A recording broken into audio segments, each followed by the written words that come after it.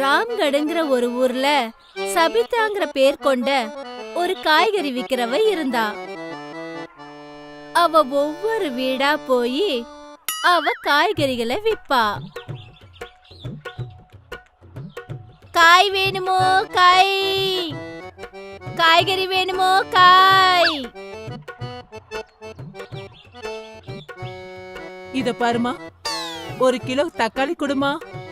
ஆமா, வெங்காயம் எப்படி? இன்னைக்கு வெங்காயம் காலி ஆயிடுச்சுமா, நான் உங்களுக்கு நாளை கொண்டு வரேன். காய்கறி வாங்கிக்கோங்கம்மா, காய்கறி வாங்கிக்கங்க.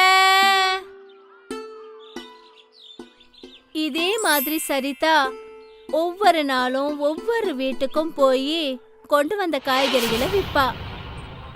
எல்லாரும் அவகிட்ட ஏதாவது ஒண்ணு வாங்கதான் செய்வாங்க.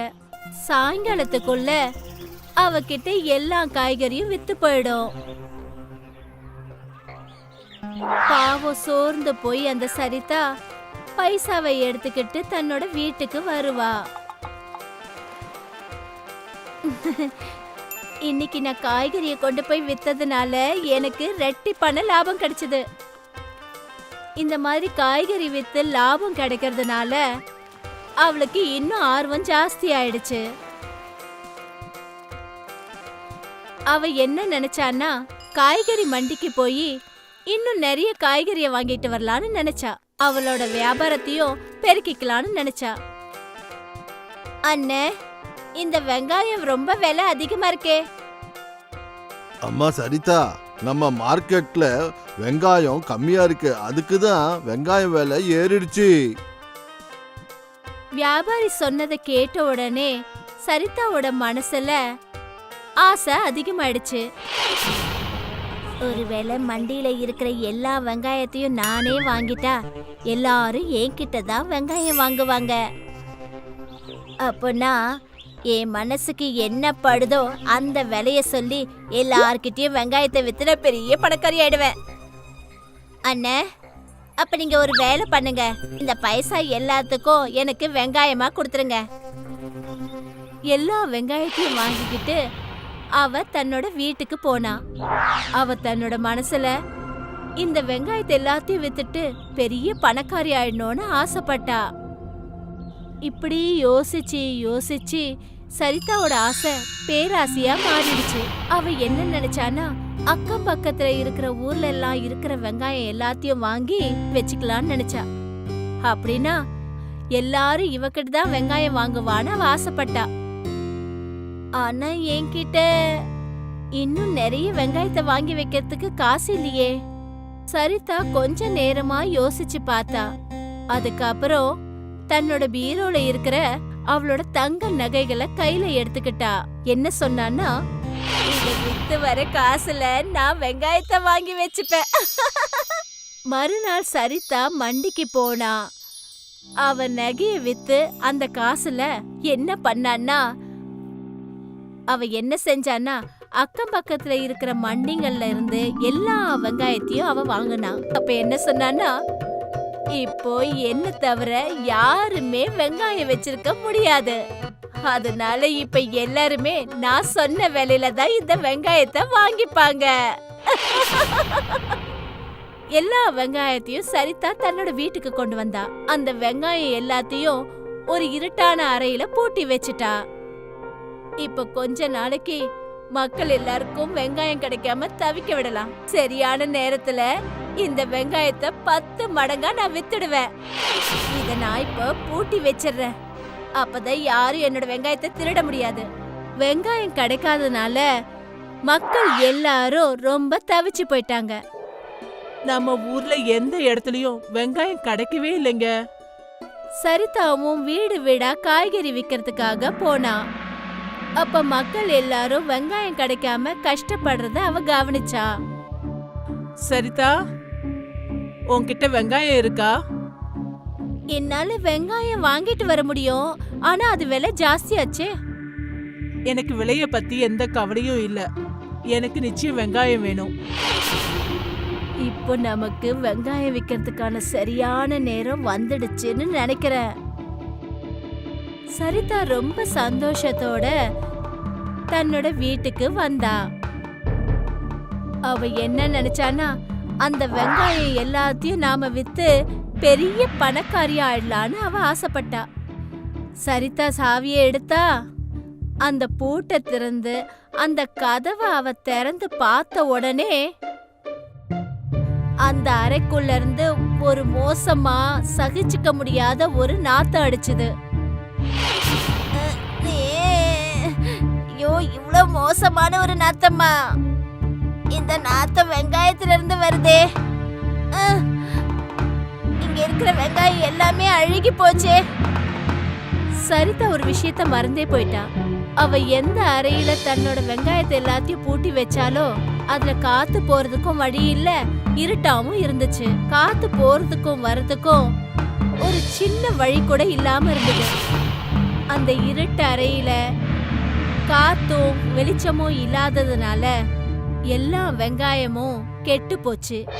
அதுல இருந்து மோசமான நாத்தமும் அடிக்க ஆரம்பிச்சிடுச்சு. இத பார்த்ததும் சரிதா என்ன பண்ணனா, தன்னோட தலையில அடிச்சுக்கிட்டா. அட கடவுளே,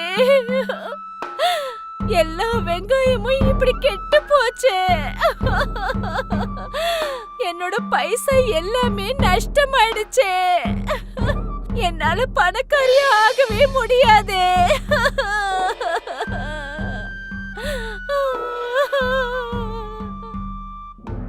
தன்னோட பேராசையால சரிதா தான் சேர்த்து வச்சிருந்த எல்லாத்தையும், நகை எல்லாத்தையும் வித்து வெங்காயமா வாங்கி வச்சா. ஆனா அவளுடைய முட்டாள்தனத்தால எல்லா வெங்காயமும் கெட்டு போச்சு. எல்லாம் நஷ்டமானதுனால அவ வச்சிருந்த பொருட்கள் கூட அதனால நஷ்டமாயிடுச்சு. இந்த கதையில இருந்து நாம என்ன பாடத்தை கத்துக்கிட்டோம்னா, நாம எப்பவுமே பேராசைப்படவே கூடாது. பேராசைப்படுறவங்களுக்கு நிச்சயமா நஷ்டம் தான் ஏற்படும். எப்படி அந்த காய்கறிக்காரி நஷ்டப்பட்டாலோ. எந்த மனுஷன் கஷ்டப்பட்டு கொஞ்சம் கொஞ்சமா முன்னேறானோ அவனுக்கு தான் வாழ்க்கையில முன்னேற்றம் நிச்சயம் கிடைக்கும். ஒரு வாட்டி சுந்தர்பனுங்கிற ஊர்ல வெப்பம் ரொம்பவே ஜாஸ்தி ஆயிட்டதால அங்க இருக்கிற விளைச்சல் எல்லாம் காஞ்சிடுச்சு. திடீர்னு வானொலிக்கு என்னாச்சோ தெரியல, நல்லா மழை பெய்ய வேண்டிய மழை காலத்திலயும் ஒரு சொட்டு மழை துளி கூட அந்த ஊர்ல பெய்யவே இல்ல. இதனால சுந்தர்பன் கிராமத்துல இருக்கிற ஜனங்க எல்லாருமே ரொம்ப கவலையா இருந்தாங்க. பாவம், அவங்க எல்லாருக்கும் தண்ணிக்காக ரொம்பவே கஷ்டப்பட வேண்டியதா இருந்தது. அந்த இந்திரதேவர் நம்ம மேல ஏன் கோவமா இருக்காருன்னே தெரியல. இன்னும் கொஞ்ச நாள்ல மழை காலமும் முடிஞ்சிடும். ஆனா இன்னுமுமே வானத்துல ஒரு கருப்பு மேகம் கூட தென்படல. எனக்கு என்ன தோணுதுன்னா, நம்மளுடைய இந்த சுந்தரவனத்து மேலே யாரோ கண்ணு வச்சிருக்காங்க. அதனால தான் இப்படியெல்லாம் நடக்குது. இதுவரைக்கும் நம்மளுக்கு இந்த மாதிரி ஒரு சூழ்நிலை வந்ததே இல்லை. சுந்தர்பனுங்கிற ஊரோட பேரை சொன்னதுமே எனக்கு அழகான பூக்களும் அப்புறம் மனசை கவர்ற மாதிரியான இடங்கள் தான் ஞாபகம் வரும்.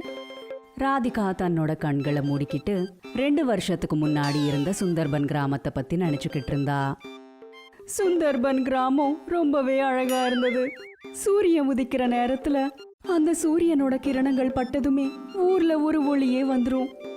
எல்லா பக்கமும் பச்சை பசேர்னு இருந்தது.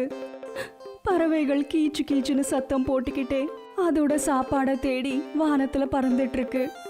பெண்கள் கிணறுல இருந்து தண்ணியை நிரப்பிக்கிட்டு வர்றது, விவசாயிங்க எருது மாடுங்களோட சேர்ந்து வயலுக்கு போகிறது, குழந்தைங்க ஸ்கூல் பேக்கை போட்டுக்கிட்டு அழகா ஸ்கூலுக்கு போயிட்டு இருக்கிறது, எல்லாருமே ரொம்ப சந்தோஷமா செழிப்பா வாழ்ந்துகிட்டு இருந்தாங்க. ராதிகா ஒரு அழகான கனவு போல இது எல்லாத்தையும் பத்தி நினைச்சுக்கிட்டு இருந்தா. அப்போதான் வீரேந்திரன் அவளை அந்த கனவுல இருந்து வெளியில வர வச்சான். அட, என்னாச்சு உனக்கு? கண்ணை திறந்துக்கிட்டே கனவு காண்றியா என்ன? நான் கனவு காணலைங்க. 2 வருஷத்துக்கு முன்னாடி இருந்த சுந்தர்பன் பத்தி நினைச்சுக்கிட்டு இருந்தேங்க. ஆமாம், அந்த நாள் எப்படி இருந்துச்சு? பச்சை பசையல்னு இருக்கிற ஊர். எங்கே பார்த்தாலும் எல்லாரும் சந்தோஷமா ஒருத்தவங்களோட ஒருத்தவங்க பேசிக்கிட்டு, நிறைய பேர் நம்ம கிராமத்தையோ இங்கே இருக்கிற அழகையும் பார்க்குறதுக்காகவே தூரத்துலேருந்து வந்துக்கிட்டு இருந்தாங்க. ஆனால் இப்போ பாரு, இந்த கிராமத்தில் வாழ்கிறதே கஷ்டமாயிருச்சு. வருங்காலத்துல என்ன நடக்க போகுதுன்னே தெரியல. விளைச்சல் காஞ்சு போயிட்டதால ஊர்ல சாப்பாட்டுக்கும் கஷ்டமா இருக்கு. எல்லாரோட வீட்லயும் ஒரு மாசம் வர வயிறார சாப்பிட்றதுக்கு கூட சாப்பாடு இல்லாம இருக்கு. நீ ஒரு மாதத்தை பற்றி பேசுகிற, ஆனால் நம்ம வீட்டோட சூழ்நிலை இப்போ ஒரு வாரத்துக்கான பொருட்கள் கூட நம்ம வீட்டில் இல்லை. எனக்கு நல்லா தெரியும் அப்பா அம்மா 2 பேரும் பட்னியாக இருந்து எங்கள் வயிற்றுக்கு எப்படி சாப்பாடு போட்டாங்கன்னு. கடவுளே, எங்களுக்கு உதவி செய்யுங்க. இல்லைனா பசியாலேயே இந்த சுந்தர்பனுங்கிற ஒரு அழகான ஊரு ஒரு சுடுகாடாவே மாறி போயிடும். எனக்கு தோணுது இந்த பிரச்சனையை விட்டு நாம் வெளியே வர்றதுக்கு கிராமத்தில் ஒரு யாகத்தை நடத்தியாகணும். ஆமாங்க, நீங்க சரியா சொல்லிருக்கீங்க. உடனே வீரேந்திரனும் ராதிகாவும் ஊர்க்காரங்க கிட்ட இந்த யாகத்தை பத்தி சொன்னாங்க. வறண்டு போன விளைச்சலை பார்த்து ஊர்க்காரங்களும் இந்த யாகத்துக்கு ஒத்துக்கிட்டாங்க. அந்த ஊர்ல கடவுளோட கோயிலுக்கு முன்னாடி அவங்க ஒரு பெரிய யாகத்தை செஞ்சாங்க.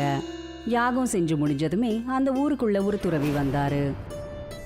யாராவது கொஞ்சம் தானம் போடுங்கம்மா. அவரு ஒரு வீட்டை கூட விட்டு வைக்காம அந்த ஊர்ல இருக்கிற எல்லா வீடுகளுக்கும் போனாரு. இங்கே பாருங்கம்மா, நான் பல நாட்களா பட்னியாக இருக்க, சாப்பிட ஏதாவது இருந்தால் கொடுங்க. ஐயா, நேத்து ராத்திரில இருந்து வீட்ல அடுப்பே எரியல. நான் ஒரு நாள் விட்டு மறுநாள் சாப்பாடு செஞ்சிட்டு இருக்கேன். ஏன்னா தேவையான அளவுக்கு மளிகை பொருட்களே இல்ல. அவங்க சொன்னதை எல்லாத்தையும் கேட்டு அவர் அங்கிருந்து திரும்பி போக தான் போனாரு. அப்பதான் அந்த வீட்டு பெண்மணி துறவிய கூப்பிட்டாங்க. ஐயா, ஒரு நிமிஷம், நீங்க எங்க வீட்ல இருந்து வெறும் கையோட போக கூடாது. அப்புறம் அவங்க வீட்ல மிஞ்சி இருந்த எல்லா மளிகை பொருட்களையும் அந்த துறவியோட பையில போட்டுட்டா. அந்த கடவுள் உன்னை காப்பாற்றுவார், உன்னுடைய கஷ்டங்கள் எல்லாத்தையுமே அவர் போக்கிடுவார். துறவி அவங்கள நல்லபடியா ஆசிர்வதிச்சு அவங்க கொடுத்த பிச்சையை வாங்கிக்கிட்டு அங்கிருந்து இன்னொரு வீட்டை நோக்கி போனாரு. அவருக்கு ஒரு குடிசை தென்பட்டது. அந்த வீட்டுக்குள்ள இருக்கிறவங்க சாப்பிட்டுக்கிட்டு இருந்தாங்க. அம்மா, ஏதாவது தானம் பண்ணுங்கம்மா. அந்த துறவியோட குரலை கேட்டதும் வீட்டு தலைவர் வெளியில வந்தாரு. அவரு தான் சாப்பிட்டுட்டு இருக்கிற சாப்பாடை தானம் பண்ணிட்டாரு. துறவி வீட்டு தலைவர் கொடுத்த அந்த ஒரு ரொட்டியை சாப்பிட்டாரு. ஆனா அதால அவரோட வயிறு நிறையவே இல்லை. துறவியோட மூஞ்சியில இருக்கிற அந்த அசந்திருப்திய பார்த்து அந்த வீட்டு தலைவர் உடனே வீட்டுக்குள்ள போய் தன்னோட மனைவியோட சாப்பாடையும் எடுத்துட்டு வந்து அந்த துறவிக்கு கொடுத்தாரு. துறவி அந்த பிளேட்ல இருக்கிற ஒரு ரொட்டியை கூட சாப்பிட்டுட்டாரு. ஆனா இதாலையும் அவரோட வயிறு நிறையவே இல்லை. இங்கே பாருப்பா, நீ இந்த சுவையான சாப்பாடை கொடுத்து என்னுடைய பசியை இன்னும் அதிகமாக்கியிருக்க. இதை எடுத்துக்கோங்க சாமி, என்னுடைய சாப்பாட்டையும் நீங்க சாப்பிடுங்க. சாமி, இந்தாங்க, நீங்க என்னோட பங்கு சாப்பாடையும் சாப்பிட்டு உங்க பசிய தீர்த்துக்கோங்க. துறவி அந்த சாப்பாட்டை எல்லாத்தையும் சாப்பிட்டாரு. அவரு அந்த குடும்பத்தோட சேவா குணத்தை பார்த்து அவங்கள மனசார ஆசிர்வதிச்சாரு. இங்கே பாருங்க, நான் உங்களுடைய இந்த தானத்தையோ உங்களுடைய மனசையோ பார்த்து ரொம்பவே சந்தோஷப்படுறேன். நீயும் உன்னுடைய குடும்பமும் பட்னியாக இருந்து என்னுடைய பசியை நீங்கள் தீர்த்திருக்கீங்க. அந்த கடவுள் உங்களை வாழ்த்துவார், உங்களுடைய கஷ்டங்கள் எல்லாத்தையுமே விளக்குவார். துறவி அவங்கள எல்லாரையும் ஆசிர்வதிச்சு வேற ஒரு வீட்டை நோக்கி போயிட்டு இருந்தாரு. இப்படியே அந்த துறவி சுந்தர்பன் கிராமத்துல இருக்கிற எல்லாரோட வீட்டுக்கும் போய் பிச்சையை எடுத்துக்கிட்டு இருந்தாரு. அப்புறம் பார்த்துட்டு இருக்கும் போதே சாயந்தரம் ஆயிடுச்சு. அந்த துறவியும் சுந்தர்பன் கிராமத்துல இருந்து கிளம்பிட்டாரு. ஊர்க்காரங்க கிட்ட சாப்பிட்றதுக்கு என்னெல்லாம் இருந்ததோ அதை எல்லாத்தையும் அவங்க அந்த துறவிக்கே தானம் பண்ணிட்டாங்க. இதனால அந்த ஊர்ல இருக்கிற எல்லாருக்குமே அடுத்த நாள் சாப்பிட்றதுக்கு ஒரு தானியத்து அரிசி கூட இல்லாம இருந்தது. ஆனா அடுத்த நாள் காலையில சூரியன் உதிச்சதுமே சுந்தர்பன் கிராமத்துல இருக்கிற காட்சியை பார்த்து அந்த ஊர்க்காரங்க எல்லாருமே ரொம்ப ரொம்ப ஆச்சரியப்பட்டாங்க. ஏன்னா கிராமத்துக்கு ஒரு பக்கத்துல தண்ணிக்கான நதி இருந்தா இன்னொரு பக்கம் அரிசிக்கான நதி ஓடிக்கொண்டிருந்தது. ஆமாங்க, நிஜமாவே இது நம்ம ஊர் மேல அந்த கடவுளோட தயவு தாங்க. ஊர்க்காரங்க எல்லாருமே ஒரு நதியில இருந்து தண்ணியை எடுத்துக்கிட்டு இன்னொரு நதியில இருந்து அரிசியை எடுத்துக்கிட்டாங்க. அப்புறம் அந்த ஊருக்குள்ள ஒரு பெரிய விருந்தையே வச்சுட்டாங்க. டம்ரூபூருங்கிற கிராமத்துல சந்தோஷ் தன்னோட மனைவி கூட வாழ்ந்துட்டு இருக்கான்.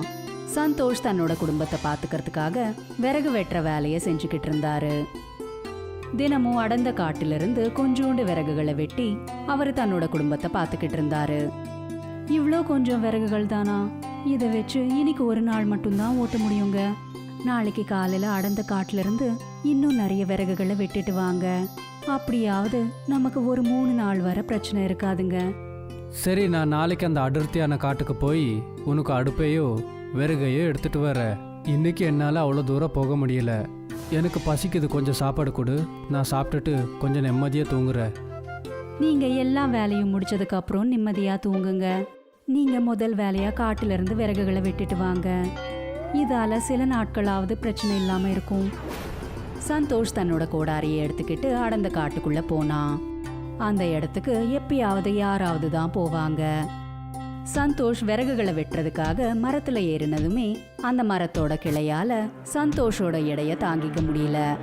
இதனால சந்தோஷ் கீழே இருக்கிற கிணறுல விழுந்துட்டாரு. அந்த கிணறுக்குள்ள பார்த்தா எல்லா பக்கமும் வெங்காயம் தான் இருந்தது. அந்த கிணறோட ஆழத்திலிருந்து யாரதோ குரல் கேட்டது. அமைதியா இரு, பதட்டப்படாத. நான் ஒரு மந்திர கிணறு, பயப்படாத. அட, எவ்வளோ ஈஸியா பயப்படாதன்னு சொல்லிட்ட. இங்க என்னுடைய உயிர் இப்ப ஆபத்துல இருக்கு. எப்படி பயப்படாம இருக்கிறதா? நீ என்ன இந்த இருட்டிலிருந்து காப்பாத்திருக்க. அதனால நான் உனக்கு ஒரு வர கொடுக்குறேன். இந்த கிணறுல இருக்கிற வெங்காயமும் மந்திர வெங்காயம்தான். இதுல ஒரு சக்தி இருக்கு. யார் இதை சாப்பிட்றாங்களோ அவங்க ரெண்டா மாறிடுவாங்க. அவங்க போலவே இன்னொருத்தவங்க வந்துடுவாங்க. அவங்க பார்க்க அவங்கள மாதிரியே இருப்பாங்க. அவங்கள மாதிரியே வேலை பார்க்குறது எல்லாமே அவங்கள மாதிரி தான் இருக்கும். இது உண்மையிலே இது ரொம்ப நல்ல விஷயந்தான். எனக்கு வயலில் வேலை பார்க்க, மார்க்கெட்டுக்கு விறகு எடுத்துகிட்டு போக தேவைப்படுறாங்க. ரொம்ப ஒன்றும் சந்தோஷப்படாத. இந்த வெங்காயத்தோட சக்தி எவ்வளோ வரைக்கும் இருக்குன்னா சூரியனோட ஒளி இருக்கிற வரைக்கும் தான் இருக்கும். எப்போ சூரியனோட ஒளி போயிடுதோ அப்போவே அவங்க எல்லாருமே மறைஞ்சி போயிடுவாங்க. இத கேட்டதும் சந்தோஷ் வெங்காயங்களை எடுத்துக்கிட்டு அந்த கிணறுல இருந்து வெளியில வந்துட்டாரு. இப்போ சந்தோஷோட சந்தோஷத்துக்கு அளவே இல்லாம இருந்தது. அட, உனக்கு கேக்குதா? இங்க பாரு, நான் என்ன எடுத்துட்டு வந்திருக்கேன்னு. அட, நீங்க இவ்ளோ சீக்கிரமா வந்துட்டீங்க. அப்புறம் இது என்ன? உங்க கையில என்ன இந்த வெங்காயம்? இதால என்ன செய்ய முடியும்? இந்த வெங்காயங்களால ஊறுகாய செய்யணுமா என்ன? அப்போதான் சந்தோஷ் குஞ்சன் கிட்ட எல்லா விஷயத்தையும் சொன்னாரு. அவர் சொல்றது எல்லாமே ஒரு பொய்யன்னு நினைச்சுக்கிட்டு குஞ்சன் கிச்சனுக்குள்ள போனா. சந்தோஷ் வெங்காயத்தை சாப்பிட்டாரு. இப்படி செஞ்சதுமே சந்தோஷ் 2 பேரா மாறிட்டாரு. அட, கொஞ்சம் திரும்பி பாரு, நான் உண்மையிலேயே 2ஆ மாறிட்டேன். அட கடவுளே, என்னால இத நம்பவே முடியல.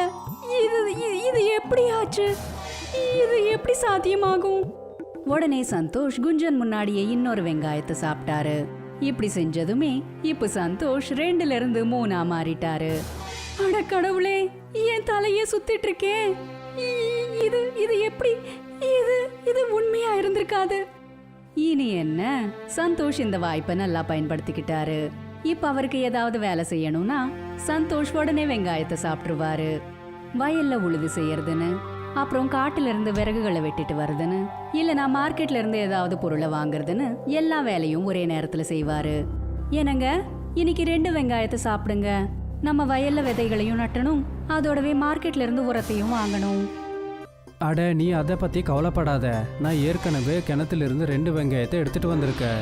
அதை சாப்பிட்ட உடனேயே நான் ஒரே நேரத்தில் 2 ஆளா மாறிடுவேன். முடிஞ்சா எனக்கும் கொஞ்சம் கொடுங்களேன். இன்னைக்கு வீட்டுல நிறைய வேலை இருக்கு. வீடு முழுக்க சாணத்தை பூசணும், அப்புறம் சுத்தமும் செய்யணும்.